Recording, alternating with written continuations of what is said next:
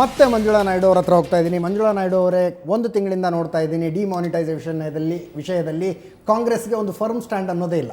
ನಾವು ಮಾತಾಡಿಸಿದಂಥ ನಾಯಕರುಗಳು ತಲೆಗೊಬ್ಬರಂತೆ ಒಬ್ಬೊಬ್ಬರು ಮಾತಾಡ್ತಾರೆ. ನಾನು ಆಗಲೇ ಹೇಳಿದ ಹಾಗೆ 6 ಜನ ರಾಜ್ಯ ಸಚಿವರು, ಕ್ಯಾಬಿನೆಟ್ ದರ್ಜೆಯ ಸಚಿವರು ಬಹಿರಂಗವಾಗಿ ಇದನ್ನು ಬೆಂಬಲಿಸ್ತಾರೆ. ಉಳಿದವರು ಅದನ್ನು ವಿರೋಧಿಸಿದವರಿಗೆ ನಾವು ನೇರವಾಗಿ ಪ್ರಶ್ನೆ ಕೇಳಿದ್ವಿ, ನೀವು ಡಿಮಾನಿಟೈಸೇಷನ್ ತಪ್ಪು ಅಂತ ಹೇಳ್ತೀರಾ ಅಂದರೆ ಅವ್ರು ಹೇಳ್ತಾರೆ ತಪ್ಪು ಅಂತ ಹೇಳೋದಿಲ್ಲ, ಆದರೆ ಇಂಪ್ಲಿಮೆಂಟೇಷನ್ ಸರಿಯಾಗಿ ಆಗಬೇಕಾಗಿತ್ತು ಅನ್ನುವಂಥ ಮಾತು. ಕಾಂಗ್ರೆಸ್ ಬೇಸಿಕಲಿ ಫೆನ್ಸ್ ಸಿಟ್ಟಿಂಗ್ ಮಾಡ್ತಾ ಇದೆ ಇದರಲ್ಲಿ. ನೋಡಿ, ಇಂಡಿಯನ್ ಎಕಾನಮಿನಲ್ಲಿ ಗ್ಯಾಂಬಲ್ ಮಾಡ್ತಾ ಇರುವಂಥದ್ದು ಈ ಡಿಮಾನಿಟೈಸೇಷನ್. ಪಾರ್ಟಿನ ನಾವು ಇದು ಇವತ್ತು ಡಿಮಾನಿಟೈಸೇಷನ್ ಬಂದಿರುವಂಥ ಉದ್ದೇಶ ಭಾಳ ಬಹಿರಂಗವಾಗಿ ಹೇಳ್ತಾ ಇದ್ರು. ಫೇಕ್ ನೋಟ್ಸ್ ನಿಲ್ಲಿಸ್ಬೋದು, ಬ್ಲ್ಯಾಕ್ ಮನಿ ಇನ್ ಕ್ಯಾಶು ಏನು ಒಂದು 6 ಲಕ್ಷ ಕೋಟಿ ಇದೆ ಅದು ವಾಪಸ್ ಬರುತ್ತೆ ಓವರ್ ದಿ 50 days. ಅದರ ವಿರುದ್ಧ ನಿಲುವು ತೆಗೆದುಕೊಳ್ಳಿ. ಅದರ ವಿರುದ್ಧ ನಿಲುವು ತೆಗೆದುಕೊಳ್ಳಿ. ಚಿದಂಬರಂ ಅದರ ವಿರುದ್ಧ ನಿಲುವು ತೆಗೆದುಕೊಳ್ಳೋದಿಲ್ಲ. ಕೇಳ್ರಿ, ಇದು ಬ್ಲ್ಯಾಕ್ ಮನಿ ತರ್ತಾರೆ, ತಂದಿರುವಂತದ್ದು ಒಂದು ಸರಿ ಅನ್ನುವಂಥದ್ದು ಒಂದು ಮೈಂಡ್ ಸೆಟ್. ಆಯ್ತಾ ಮೇಡಮ್? ನೀವು ನೋಡಿ,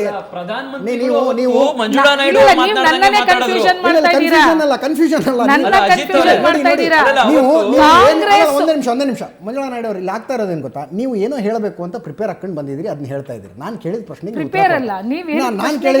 ಉತ್ತರ ಕೊಡ್ತಾ ಇಲ್ಲ. ಕಾಂಗ್ರೆಸ್ ಆಸ್ ಅ ಪಾರ್ಟಿ ಯಾಕೆ ಇದರಲ್ಲಿ ಒಂದು ಸ್ಟ್ಯಾಂಡ್ ತಗೊಂಡು ನಾವು ಡಿಮಾನಿಟೈಸೇಷನ್ ವಿರುದ್ಧ ಇದನ್ನ ರದ್ದುಗೊಳಿಸಬೇಕು ಅಂತ ಒಂದೇ ಒಂದು ಹೇಳಿಕೆ ಕೊಡೋದಿಲ್ಲ? ಈಗ ಡಿಮಾನಿಟೈಸೇಷನ್ನು ಬರೋದು ಇವತ್ತು ನಾವೇನಾದ್ರು ಜಾಸ್ತಿ ವಿರುದ್ಧ ಮಾಡಿದಾಗ ಪ್ರತಿಯೊಂದಕ್ಕೂ ವಿರುದ್ಧ ಮಾಡ್ತಾರೆ ಅನ್ನುವಂಥದ್ದು ಬಿಜೆಪಿ ಹೇಳ್ಕೊಂಡು ಬರ್ತಾರೆ. ಆದ್ರೆ ಜನ ಬೆಂಬಲ ಇಲ್ಲ ಅನ್ನೋದು ಖಚಿತವಾಗಿ ಗೊತ್ತಾಗಿದೆ. ಜನ ಬೆಂಬಲ ಇಲ್ಲ ಅನ್ನೋದು ಖಚಿತವಾಗಿ ಗೊತ್ತಾಗಿದೆ. ಕಾಯ್ತಾ ಇದೀವಿ. ಜನ ದಂಗೆ ಹೇಳೋದಕ್ಕೆ ಕಾಯ್ತಾ ಇದ್ದೀವಿ. ಜನ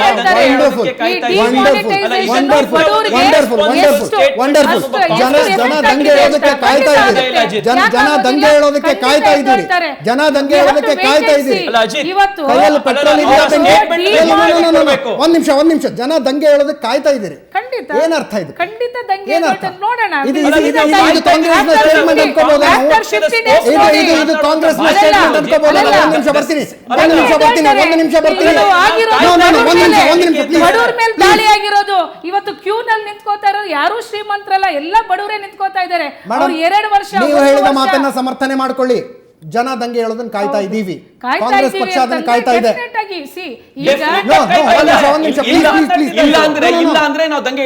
no, it is one to one. ನನಗೂ ಅವ್ರಿಗೂ ಮಾತ್ರ ಪ್ಲೀಸ್. ಜನ ದಂಗೆ ಹೇಳೋದು ನೀವು ಕಾಯ್ತಾ ಇದ್ದೀರಿ. ಈ ಡಿಮಾನಿಟೈಸೇಷನ್ ನಾನು ಹೇಳಿದಂಗೆ 3-4 ಪಾಯಿಂಟ್ಸ್ ಮೇಲೆ ಮಾಡಿದ್ದಾರೆ.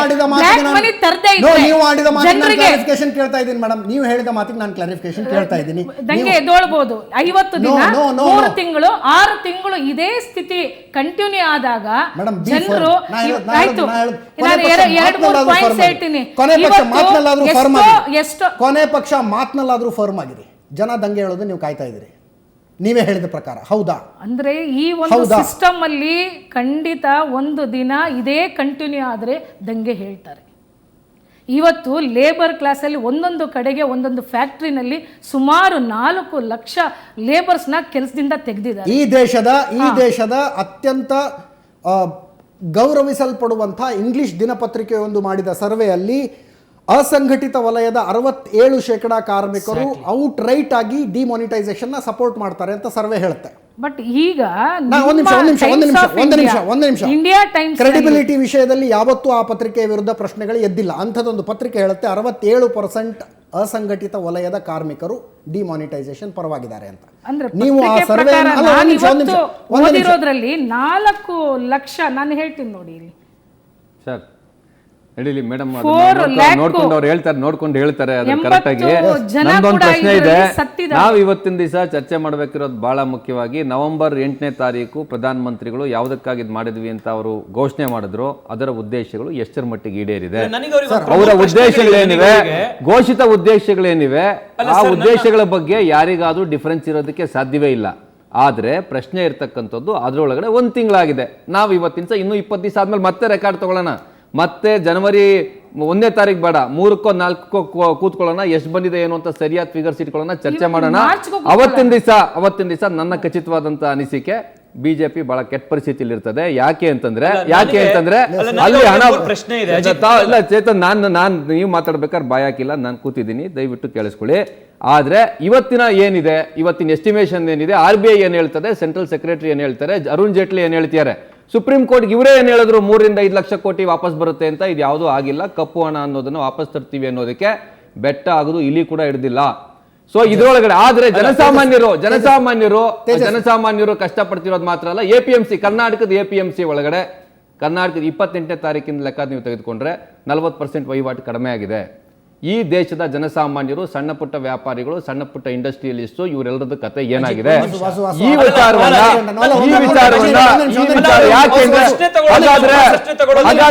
ಹಾಗಾದ್ರೆ ಅಜಿತ್ ಮುಗಿಯುತ್ತಾ ಗೋಳು ಅಂತ ಯಾಕೆ ಟೈಟ್ಲ್ ಕೊಟ್ಟಿದ್ದೀರಿ? ಯಾಕೆಂದ್ರೆ ಈ ಗೋಲ್ ಇದೆ ಈ ದೇಶದೊಳಗಡೆ.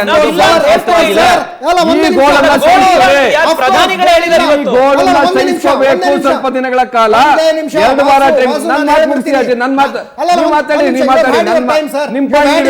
ನಿಮ್ ಪಾಯಿಂಟ್ ನೀವು ಹೇಳಿ, ನಾನು ಹೇಳ್ತಾ ಇದ್ದೀನಿ ನೋಡಿ. ಇದ್ರೊಳಗಡೆ 2 ವಾರ ಟೈಮ್ ಕೊಡಿ, 4 ವಾರ ಟೈಮ್ ಕೊಡಿ, 50 ದಿವಸ ಟೈಮ್ ಕೊಡಿ ಅಂತ ಹೇಳಿದ್ರು. ಇವತ್ತು ಬಹಳ ಸ್ಪಷ್ಟವಾಗಿ ಗೊತ್ತಿದೆ, 6 ರಿಂದ 7 ತಿಂಗಳು ಬೇಕಾಗುತ್ತೆ ನೋಟ್ಸ್ ನ ಪೂರ್ತಿ ಪ್ರಿಂಟ್ ಹಾಕ್ಲಿಕ್ಕೆ. ಡಿಜಿಟಲೈಸ್ ಮಾಡ್ಬಿಡ್ತೀವಿ. ಇವತ್ತು ಅರುಣ್ ಜೇಟ್ಲಿ ಹೇಳ್ತಾರೆ ನಿಮ್ಗೆ ಕಾರ್ಡ್ ಅಲ್ಲಿ ಇದು ಮಾಡಿದ್ರೆ ಅಷ್ಟು ಕೊಡ್ತೀವಿ, ಇಷ್ಟು ಕೊಡ್ತೀವಿ ಅಂತ.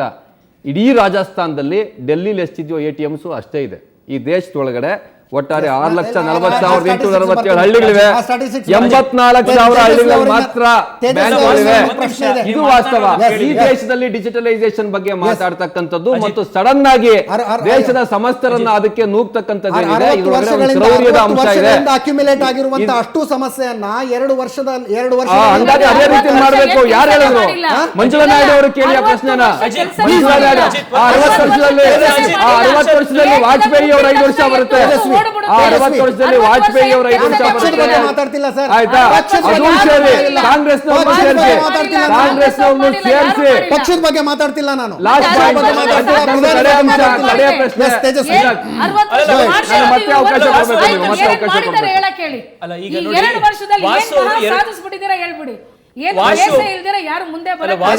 ವಾಸು ಅವರು ಒಂದು ವಿಚಾರ ತಿಳಿಸಿದ್ರು. 8ನೇ ತಾರೀಕು ಪ್ರಧಾನಿಗಳು ಘೋಷಣೆ ಮಾಡಿದಾಗ ಅವರ ಘೋಷಿತ ಉದ್ದೇಶಗಳು ಈಡೇರಿಲ್ಲ ಅಂತ ಅವ್ರು ಹೇಳ್ತಿರುವಂಥದ್ದು ಒಂದು ಪಾಯಿಂಟನ್ನು. ಎಷ್ಟು ದುಡ್ಡು ಬ್ಯಾಂಕಿಗೆ ಬರದೆ ಹೊರಗಡೆ ಇರುತ್ತೆ ಅಂತ ಸರ್ಕಾರ ಅಂದಾಜು ಮಾಡಿತ್ತೋ ಅಷ್ಟು ದುಡ್ಡು ಇಂದಿಗೆ ಬಂದಿಲ್ಲ, ಮತ್ತೆ ಅದು ಹೊರಗಡೆ ಉಳಿಯುವಂಥದ್ದು ಸಾಧ್ಯತೆ ಇಲ್ಲ, ಆದ್ರಿಂದ ಅದು ವಿಫಲ ಆಗಿದೆ ಅಂತ ಅವ್ರು ಹೇಳ್ತಿರುವಂಥದ್ದು. APMCಯಲ್ಲಿ ಈಗ ಸದ್ಯ ಬಿಸ್ನೆಸ್ ಇಲ್ಲ ಹೇಳ್ತಾ ಇದ್ದಾರೆ, ಅದು ನಾವೆಲ್ಲರೂ ಕೂಡ ಒಪ್ಪುವಂಥದ್ದು. ನಾನು ಅದನ್ನು ವಿರುದ್ಧವಾಗಿ ಮಾತನಾಡಿದ್ರೆ ಟಿವಿಯಲ್ಲಿ ನೋಡ್ತಿರುವಂಥ ಜನ ಕೂಡ ಸುಮ್ಮನೆ ಮಾತನಾಡ್ತಾ ಇದ್ದೇನೆ ಅಂತ ಅನ್ಕೊಳ್ತಾರೆ. ಪ್ರಧಾನಿಗಳೇ ಇವತ್ತು ಟಿವಿಯಲ್ಲಿ ಇವತ್ತು ಮಾತನಾಡ್ತಾ ಟ್ವಿಟರ್ನಲ್ಲಿ ಎಲ್ಲ ಕೂಡ ಹೇಳಿದ್ದಾರೆ. ಇವತ್ತು ಕೇಂದ್ರ ಸರ್ಕಾರದ ಆರ್ಥಿಕ ಅಡ್ವೈಸರ್ ಕೂಡ ಹೇಳಿದ್ದಾರೆ, 1 ಕ್ವಾರ್ಟರಿಗೆ ಅಂದ್ರೆ 3 ತಿಂಗಳ ಅವಧಿಯಲ್ಲಿ ಒಂದು ಮಟ್ಟದ ಕ್ಯಾಶ್ ಕ್ರಂಚ್ ಇರೋದ್ರಿಂದಾಗಿ ಖಂಡಿತವಾಗ್ಲೂ ನಿಮಗೆ ಆ ಒಂದು ಕ್ವಾರ್ಟರ್ನ ಗ್ರೋತ್ ಕೂಡ ಕಡಿಮೆ ಆಗುತ್ತೆ ಅಂತ. ಅದನ್ನು ಅವ್ರ ಜೊತೆಗೆ ಒಪ್ತೇನೆ. ಆದರೆ ಅವರೇ ಹೇಳಿದ್ರು 4 ಘೋಷಿತ ಉದ್ದೇಶಗಳಿತ್ತು ಅಂತ.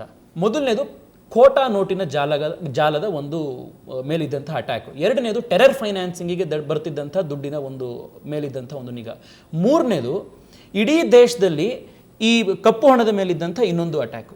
ನಾನು ಅವ್ರಿಗೆ ಕೇಳುವಂಥ ಪ್ರಶ್ನೆ ಏನು ಅಂತಂದರೆ, ನೀವಿವತ್ತು ಈ ದುಡ್ಡು ಬ್ಯಾಂಕಿನ ವ್ಯವಸ್ಥೆ ಒಳಗೆ ಬರದಲ್ಲೇ ಇರುವಂಥದ್ದು ಬಗ್ಗೆ ನಾನು ನಿಮ್ಮ ಜೊತೆಗೆ ಒಪ್ತೇನೆ. ಇದು 20 ದಿವಸ ಆದಮೇಲೆ ನಾವು ಚರ್ಚೆ ಮಾಡೋಣ. ಆದರೆ ಇವತ್ತು ಅವರು ಉತ್ತರ ಕೊಡಬೇಕು. ಟೆರರ್ ಫೈನಾನ್ಸಿಂಗಿಗೆ ಹರಿದು ಬರ್ತಾ ಇದ್ದಂತಹ ದುಡ್ಡಿನ ಮೇಲೆ ಇವತ್ತು ಇಂಪ್ಯಾಕ್ಟ್ ಆಗಿಲ್ವಾ? ಖೋಟಾ ನೋಟಿನ ಜಾಲ ಭಾರತದಲ್ಲಿ 100 ಅಧಿಕೃತ ನೋಟುಗಳು RBI ತಗೊಂಡು ಬಂದಿದ್ರೆ ಅದರಲ್ಲಿ 4 ರಿಂದ 5 ನೋಟುಗಳು ಖೋಟಾ ನೋಟ್ ಇದ್ದಂಥ ಒಂದು ದೊಡ್ಡ ಖೋಟಾ ನೋಟಿನ ಜಾಲದ ಮೇಲೆ ಈ ಒಂದು ನಿರ್ಧಾರ ಪರಿಣಾಮ ಬೀರಿಲ್ವಾ? ಟೆರರ್ ಫೈನಾನ್ಸಿಂಗ್ನ ಮೇಲೆ ಇದೊಂದು ದೊಡ್ಡ ಪರಿಣಾಮ ಆಗಿ ಇವತ್ತು ಕಾಶ್ಮೀರದಲ್ಲಾಗಿರ್ಬೋದು ನಕ್ಸಲರ ಶರಣಾಗತಿ ಆಗ್ತಿರುವಂಥದ್ದು ಇದರಿಂದಾಗಿ ಆಗ್ತಿಲ್ವಾ? ಇದ್ರ ಬಗ್ಗೆ ಅವ್ರು ಏನು ಹೇಳ್ತಾರೆ?